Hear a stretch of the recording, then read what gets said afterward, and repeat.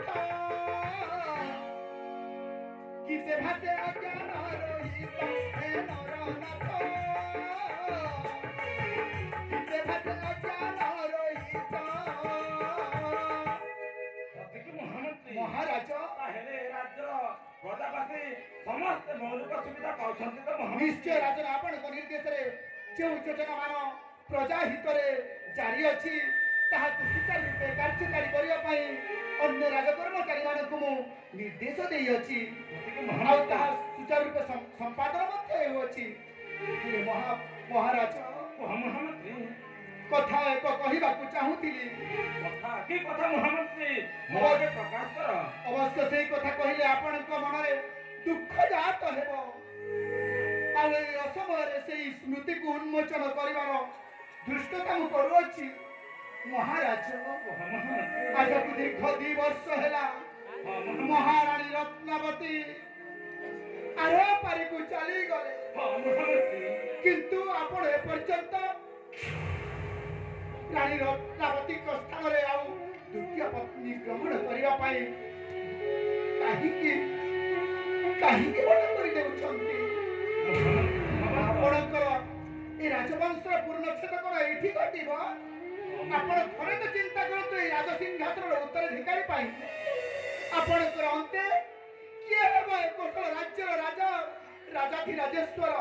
କିଏ ଲାଳନ ପାଳନ କରିବ ଏ କୋଶଳ ପ୍ରଜାମାନଙ୍କୁ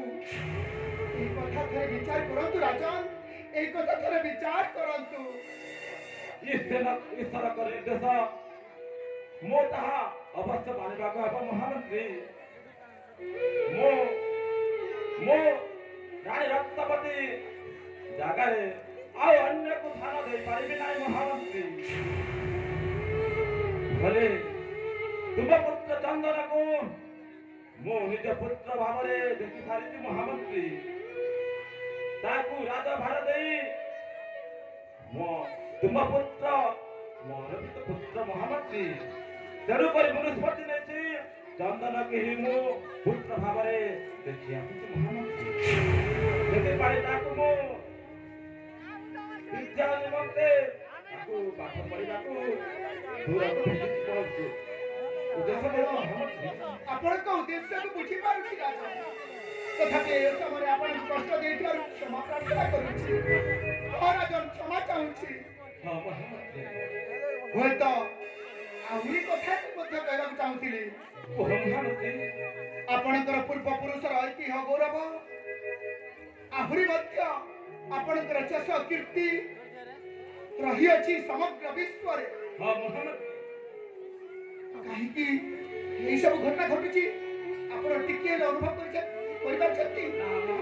ଦେଖୁ ଦେଖୁ ଆପଣଙ୍କର ମାନେ ରାଣୀ ମା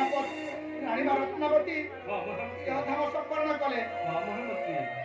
ହୁଏତ ଗୋଟିଏ କାରଣ ଥାଇପାରେ ଆପଣଙ୍କର ରାଜବଂଶର ଇଷ୍ଟ ଦେବୀ ମା ଦକ୍ଷିଣକାଳୀ ଆପଣଙ୍କର ପିତା ଥିଲେ ଆପଣଙ୍କର ପୂର୍ବପୁରୁଷ ମାନେ ସେ ମନ୍ଦିର ତୋଳି ମା ଦକ୍ଷିଣକାଳୀଙ୍କର ପ୍ରତିମୂର୍ତ୍ତିକୁ ସ୍ଥାପନ କରିଛନ୍ତି ଅଥଚ ଏପର୍ଯ୍ୟନ୍ତ ଆପଣ ସେ ମନ୍ଦିରକୁ ଯାଇନାହାନ୍ତି ପୂଜା ବି କରିନାହାନ୍ତି କୁଳର ଇଷ୍ଟ ଦେବୀକୁ ଆପଣ ପୂଜା କରିବାର ଆହ୍ୱାନ କରିଥିବାରୁ ହୁଏତ ମା କାଳୀଙ୍କର ଅଭିଶାପ ବି ପଡ଼ିଥାଇପାରେ ସେ କୋପ ଦୃଷ୍ଟି ବି ଦେଇଥାଇପାରନ୍ତି ତେଣୁ ମୋ ବିଚାର ଅନୁସାରେ ଅନୁରୋଧ କରୁଛି ରାଜ ଆପଣ ଥରେ ସେଇ ମନ୍ଦିରକୁ ଯାଇକି ମାଙ୍କର ଦର୍ଶନ କରନ୍ତୁ ତୁମେ ଠିକ କଥା କହିଛ ମହାମନ୍ତ୍ରୀ ଆମେ କାଲି ପ୍ରଭାତୀ ଆମେ ଦକ୍ଷିଣ କାଳୀ ମନ୍ଦିରକୁ ଦର୍ଶନ ପାଇଁ ଯିବା ମହାମନ୍ତ୍ରୀ ତାହେଲେ ବିଜୟ ହୁଅନ୍ତୁ ରାଜ ତାହେଲେ ଯିବା ମହାମନ୍ତ୍ରୀ